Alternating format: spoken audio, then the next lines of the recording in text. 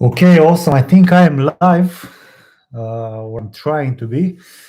But basically, what I want to do in this live session with you guys is to talk about how to build that portfolio that's going to get you that first developer job. And I'm doing this mainly because I have seen like a bunch of people asking the same question over and over again for the past couple of weeks, and there are some new subscribers here, and I want to kind of share with you my philosophy so you can understand what you have to do to go from zero, from beginner, all the way to that point where someone can and wants to pay you money for your skill set. So one of the biggest issue that I see with most people is that they are working on building and making way too many things. So whenever you open any kind of junior developer portfolio website, you would see like a plethora of applications. You'll see the calculator, you'll see the to-do app, you'll see the weather app, you'll see the Pokemon app, you'll see the movie app, you'll see like a bunch of these things. And all these applications, they are like really nice to have and to learn specific skill sets. Like you need specific skill sets to become a developer. Okay, you need to know routing, so you have React Router. Then you need to know a library, you have React. Then you need to know how to make API calls, you have Axios and the rest of the things. You can also use Fetch, which is like based in your browser. You need to know state management, you need to know all these things, right? But the problem that I see with most people is that they are building like a shit ton of small apps, right? And they spend maybe a week building one app, a week building another app, or another week building another app.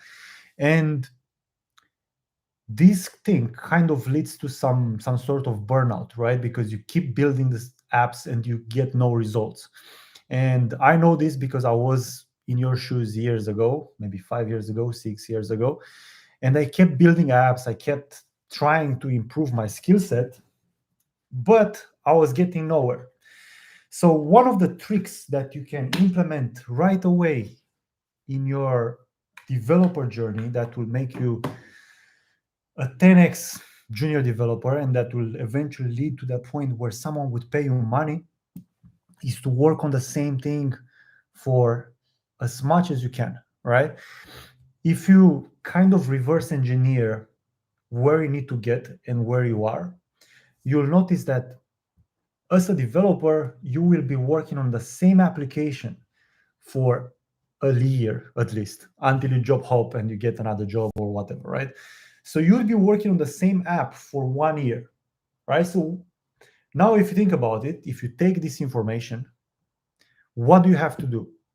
You have to pretty much work, even if you are a junior or a junior to be, you have to work on the same application for as long as you can. Okay, I see a couple of people here, 6 people. Awesome, guys. Let me know what you think, where you're from, and at the end I'm gonna have like a short Q&A. You can ask me some questions. Maybe next time I'll figure out how to add you in the call, because I'm the most non-technical technical person that ever existed. Anyway, so let me just give you some ideas, right? The most important application that you can build, and this app is going to be with you forever, is the to-do app, right? The to-do app is the most fundamental application that you can ever make, right? You will have to do to-do apps in your code interviews. You'll have to do to-do apps in your job. Like everything is pretty much a to-do app in one way or another. If you look at this chat, it is a to-do app, right? If some of you will type in a comment or something, I'm gonna see the comment up, right? You can then edit your comment, right? That's updating. You can delete it. I can delete it myself, or you can delete it yourself, right? I can read all your comments. So this is like a to-do app here on the right of the screen. If you go to any of my videos, or uh, any video in general on YouTube, you have the comment section. What do you think that is? It's a to-do app. It just looks different. if you look at the videos and you have the list of videos, what do you think that is? It's a to-do app. It just looks different. Okay. So if you kind of put your mind and you start to like develop this awareness where you look at things from the perspective of a developer, you'll see this to-do app everywhere. Okay. To do one, get a React job.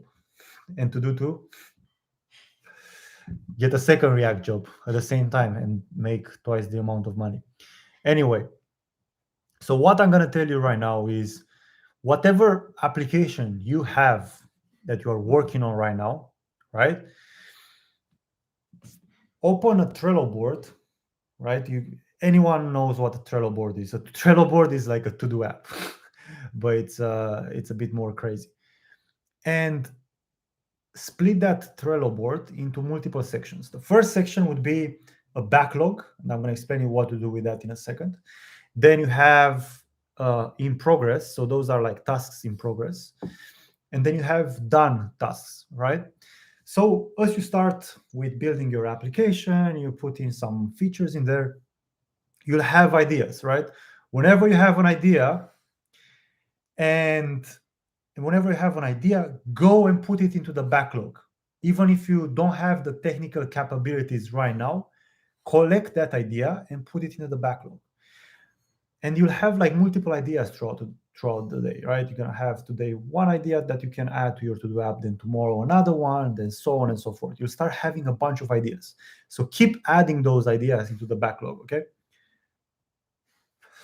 Once you do that, as you're building up your skills, you will be able to pick some of those tasks that you were previously unable to do because of your technical limitations. You take them and you move them into in progress and you start working on them, right? And some of you will be intimidated by this thing because you don't have yet the knowledge, right? Because if you've just been coding along and you've been watching tutorials on YouTube and buying Udemy courses and you've been brain dead copying code, you don't have yet the ability to think about what can you actually have to do or what you have to actually do to solve that task. But you have to trust yourself that you'll be able to do it, right? So there is something called just-in-time learning versus just-in-case learning, right? A bunch of people are doing just-in-case learning and they are stuck in tutorial hell for way too long, right? They are putting all their dreams away. They are putting the remote lifestyle away. They are putting out the money that they could be making away just because they are too scared to do something and to face the devil head on, right? So to face the devil head on, what you have to do, you have to take that task, that idea that you have, and to try to implement it and give yourself time. Give yourself a week, give yourself 2 weeks, 3 weeks, 4 weeks, whatever, however long it's going to take you. And you do the goddamn thing, right? And once you do the goddamn thing, you realize that you're actually smarter than you thought you were, right?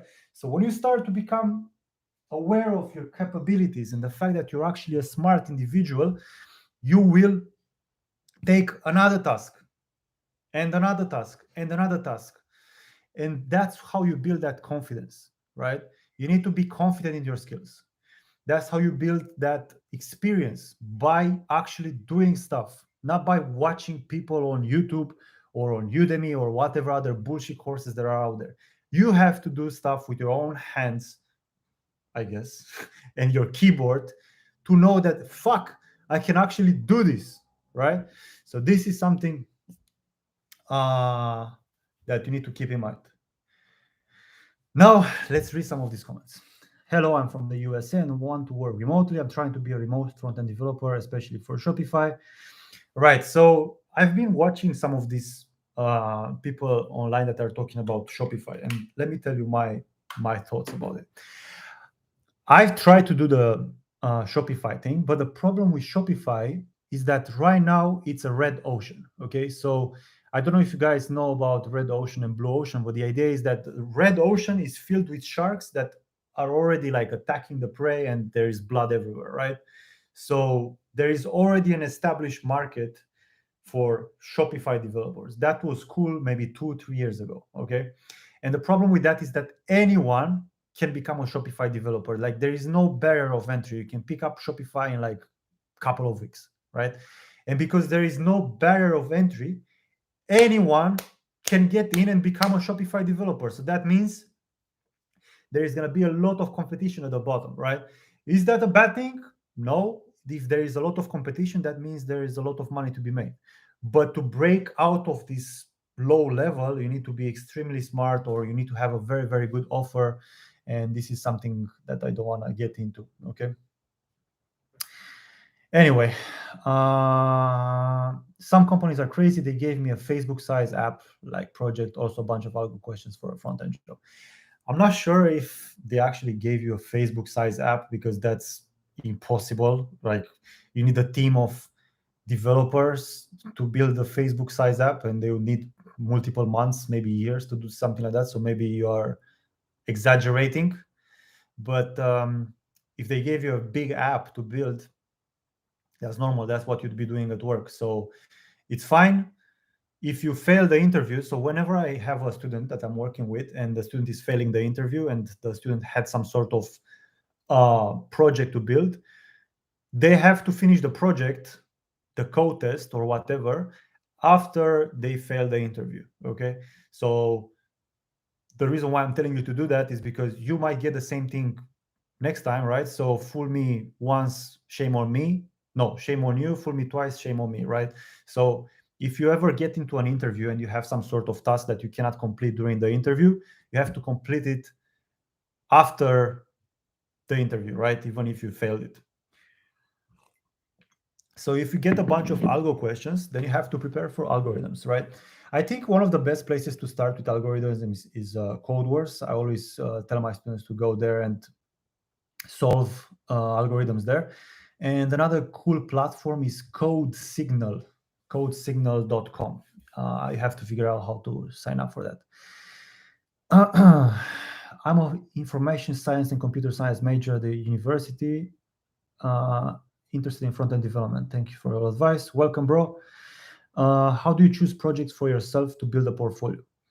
Well, you can build any project. Like the project doesn't really matter, but the only thing that matters, at least in my opinion, right, as a guy from the internet, is the complexity of the project. So as I mentioned in the beginning, if you just build a to-do app, and then if you build that to-do app to a point where it becomes like extremely crazy. So go right now after this live, go on Trello.com and make an account there.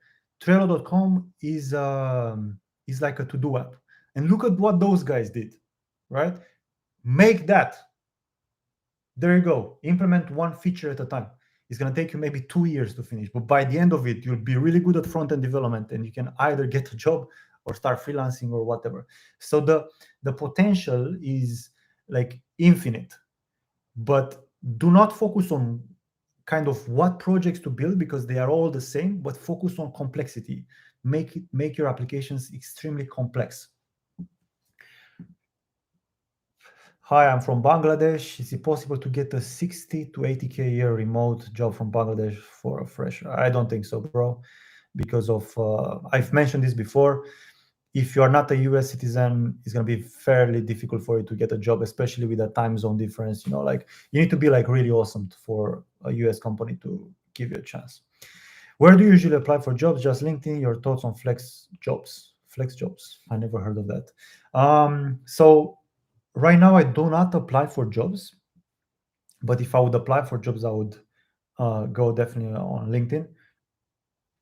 I'm usually like, if I need a job, I get hit up by recruiters. So like every day I receive like an offer, not offer, but like offer to interview. So if I would really go like hard at it, I would just set up an interview pretty much every day. But you need to be like very active. A lot of people are very passive when it comes to getting these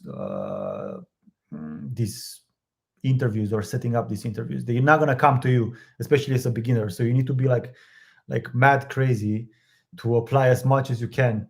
And I have made a video about this. It's on my channel. You can check it out after this video on how to get job interviews on autopilot.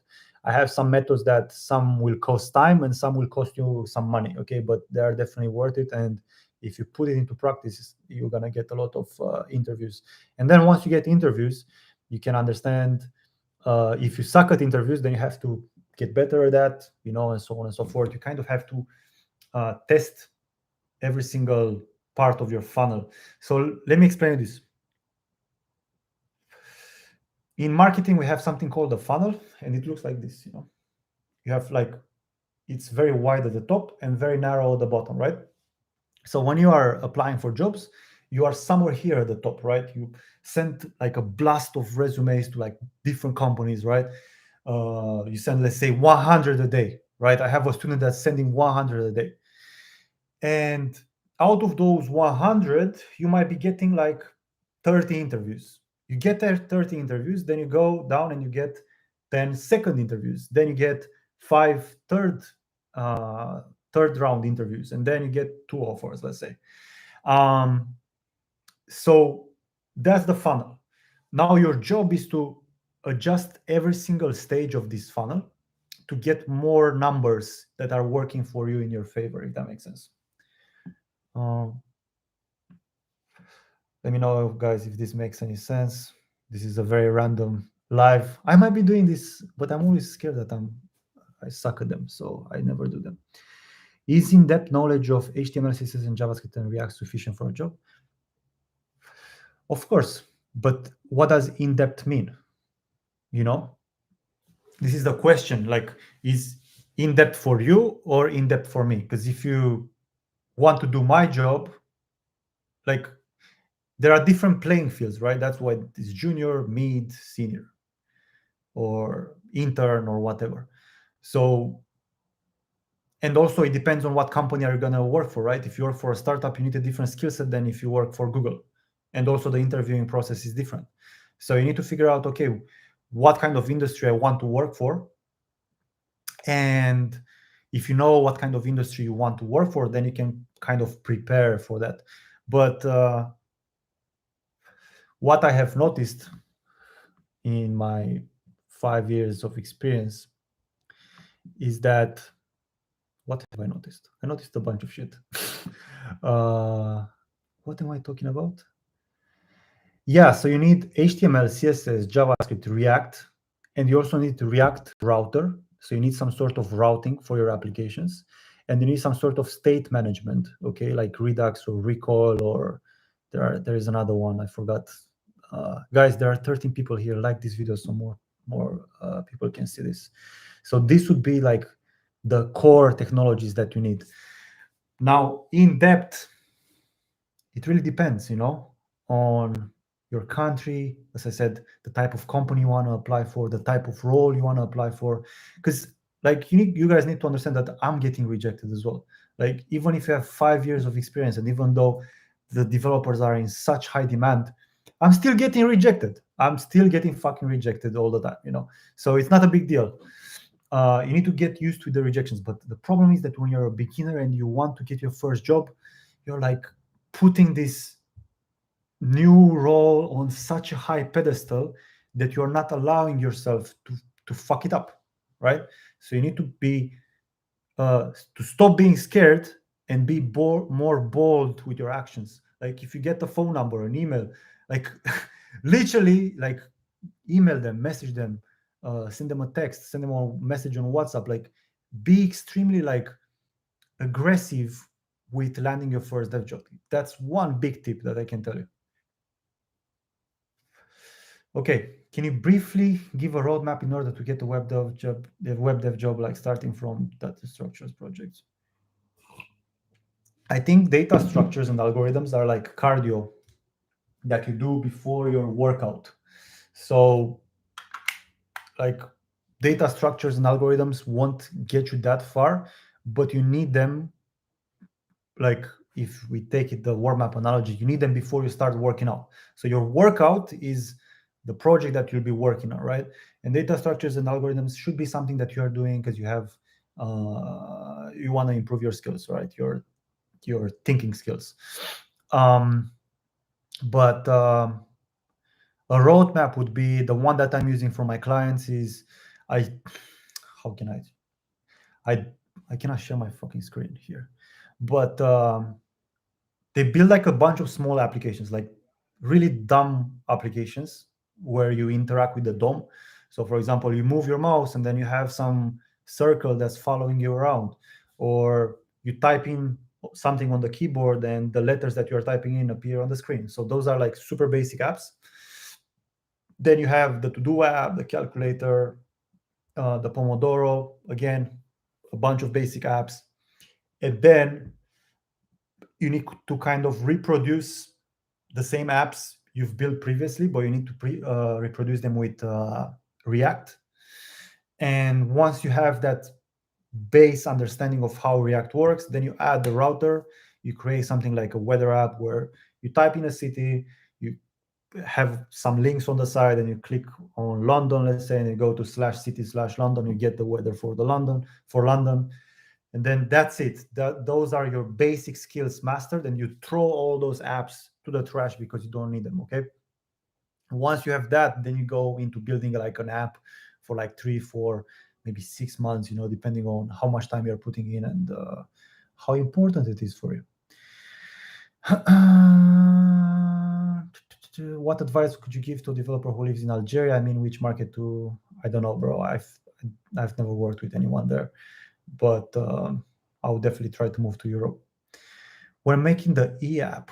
The e-app is basically the same as the website on mobile.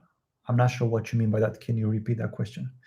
What skills separate an entry, mid, and senior level dev? Oh, that's a good question. But I need more likes because there are 15 people here.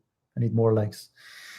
So the difference between senior, mid, and junior, it's your perspective, right?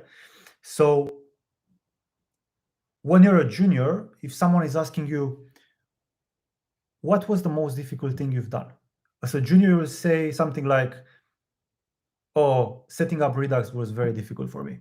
Or I had this CSS problem that was very difficult for me, right? That's junior. Senior would be, I don't even have an idea, but you talk about some business problem that you had to solve, or some sort of managing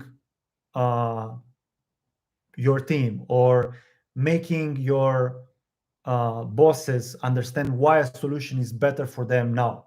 So you talk about different types of problems.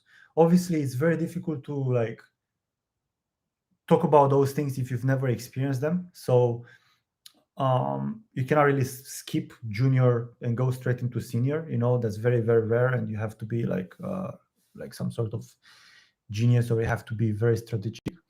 But those would be the differences. Like the junior is talking about like very low level stuff, and the senior is talking about like 4,000 feet view kind of problems, if that makes sense.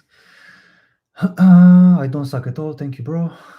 Basic. Do you have any tips for beginners when it comes to their first job in tech? Well, I have many tips, but it really depends on like what the problem is. The first tip would be to be less passive and to stop looking for videos that reinforce that learning code is difficult, and to surround yourself with people that are better than you. This is like one of the biggest tips. And why I'm saying you should be less passive. Well, so many people are just like waiting for stuff to happen instead of making things happen, right? So instead of like applying to like a crazy number, like 100 jobs a day, which is like, it sounds crazy, but you need to have this 10x attitude, right? Oh, I've applied to only 10 jobs today. Let me go to sleep.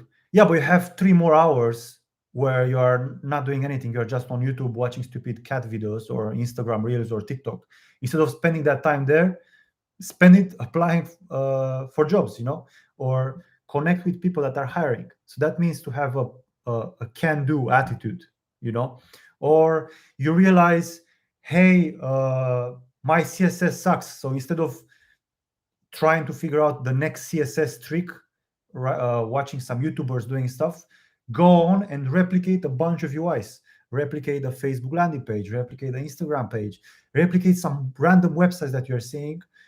That's how you learn, by having an active, proactive attitude. All right. Does that make any sense? Okay.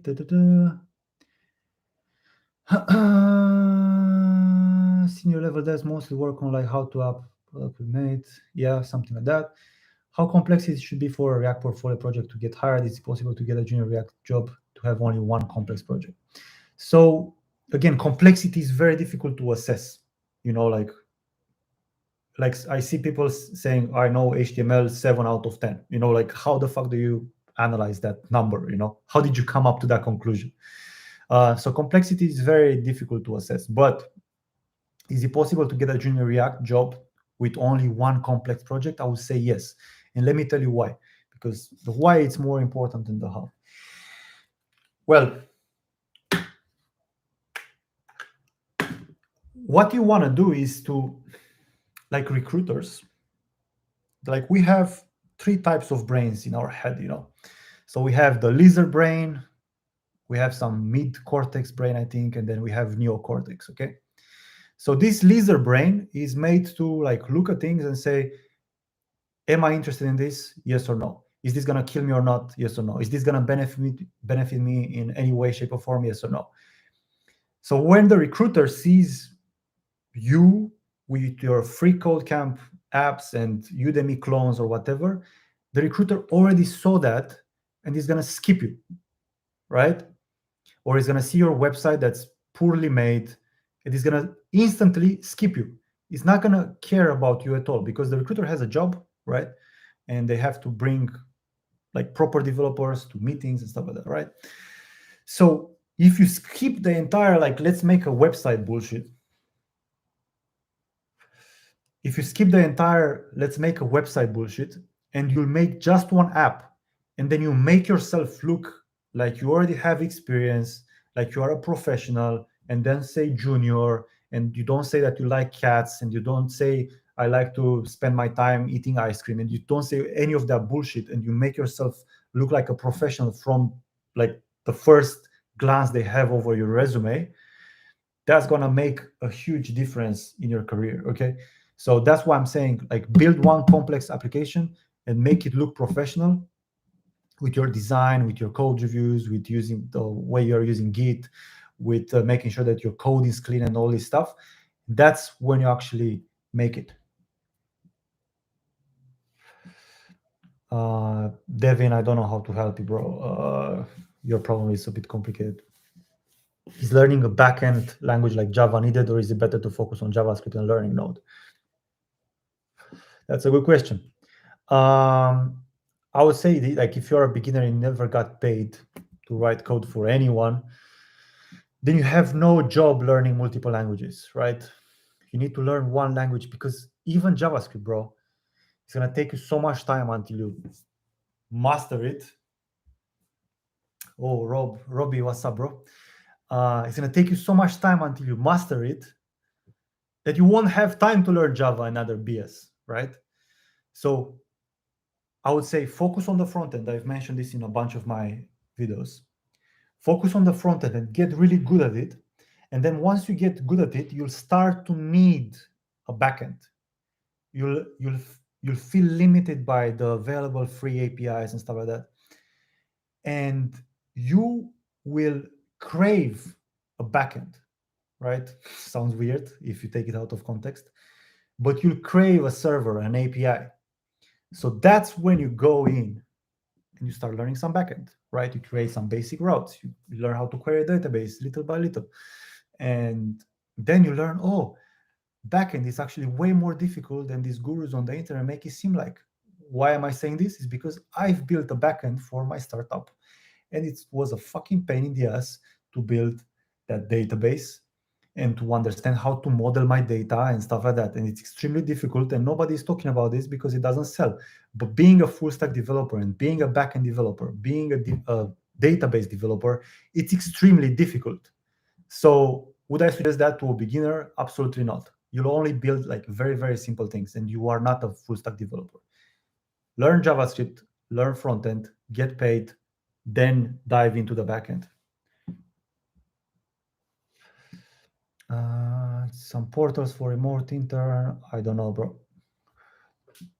Does making a complete website count as a front end developer project?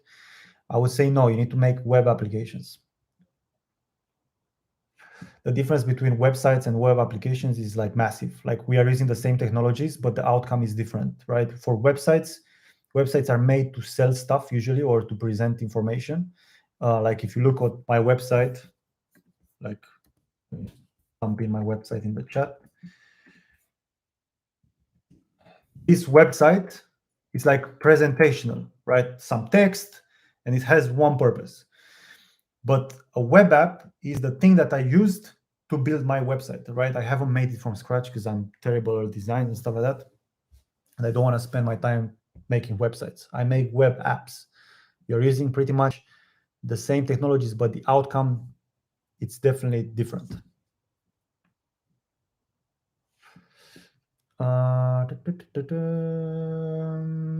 What should I include in my CV so that I can at least have an interview call? It depends, bro, because a CV has to include keywords, right? Keywords that are sought after by recruiters. Because if you don't have the right keywords, you're gonna be filtered by the robot, you know. So if you apply with a resume that says that you are working at McDonald's, the chances of you getting an interview are very small. But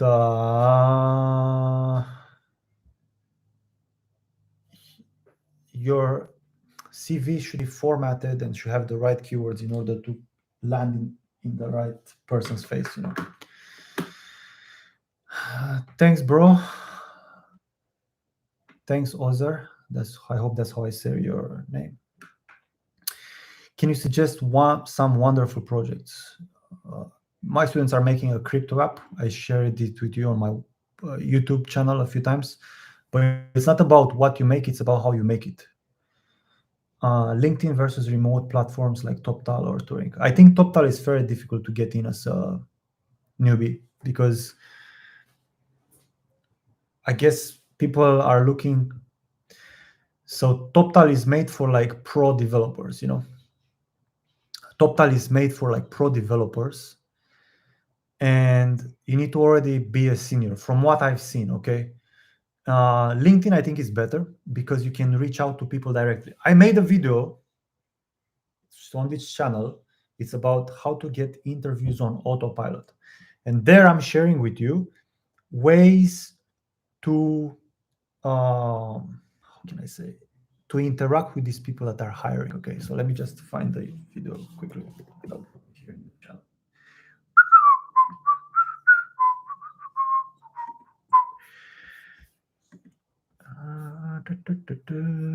Okay, this is a video. The first time. Jesus, my face was fucked. Okay, so in this video, in the description, there is a link to a Google Doc where I'm showing you how to find people that are hiring on LinkedIn. And the video also is a gold mine. So watch it and implement what I'm telling you there. But in that Google Doc, I'm going to share with you how to find these people that are currently hiring on LinkedIn.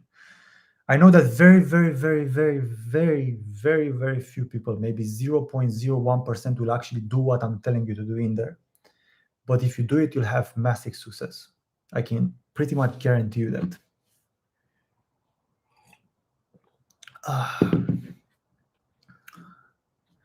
Yes, Shreyanash. I hope that's how I'm saying your name. Answer the phone. Who is calling me?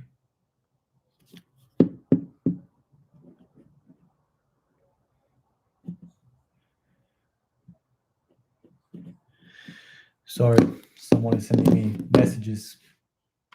A friend, actually. But yeah, guys, this thing is actually possible. You just need to be more persistent and a bit more crazy. about it. Like you should not take no for an answer. I'll tell you a little bit about my story, how I did it, okay? Because it might help you as well, okay? So I was working in a coffee shop, and whenever I had that time, I was going on this website called jobsite.com, and I don't know why I found that, but I remember when I was trying to find developer jobs, I found that website, and I thought that, okay, this is where I have to apply all the time, okay? So I found this job site, which was called Jobsite, and whenever I had free time, I was going there and then I was applying like a maniac. Like I didn't care, like, oh, I have nothing to do at work. Let me apply. Boom, boom, boom, boom, boom, boom, boom, boom, boom, boom. I didn't care if it was senior, junior, Java, Python, whatever. I just kept applying. And sometimes they were calling me and they were asking me, tell me about your experience. What are you looking for in your next role? Obviously, I had nothing to say because I was a noob like you guys. But I didn't care, like what else do I have to do, So I kept applying. And then one day this guy calls me and he's asking me if I like fish. The most random question that someone can open a conversation with.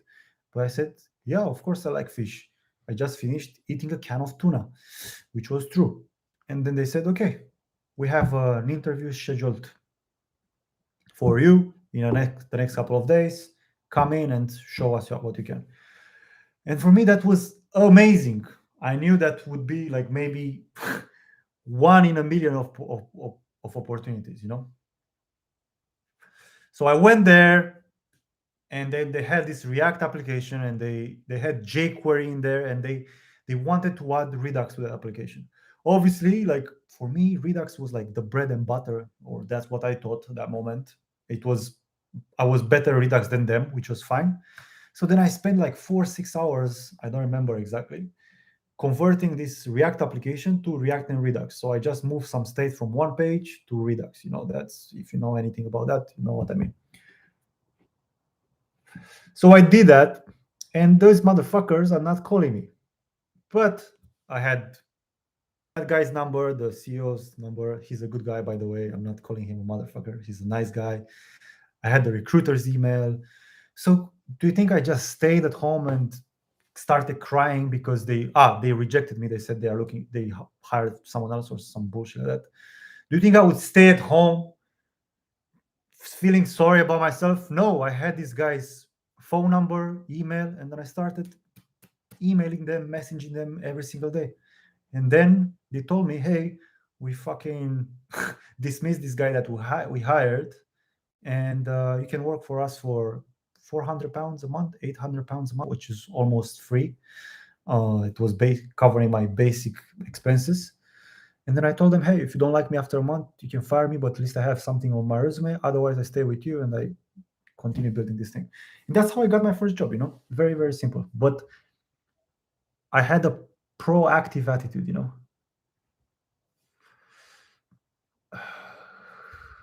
I don't know where I'm here in this chat.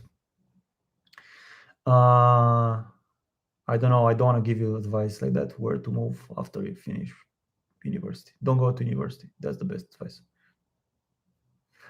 I just completed learning JavaScript, but I'm not too good in CSS. I already told you what you have to do. You have to go and do a bunch of websites.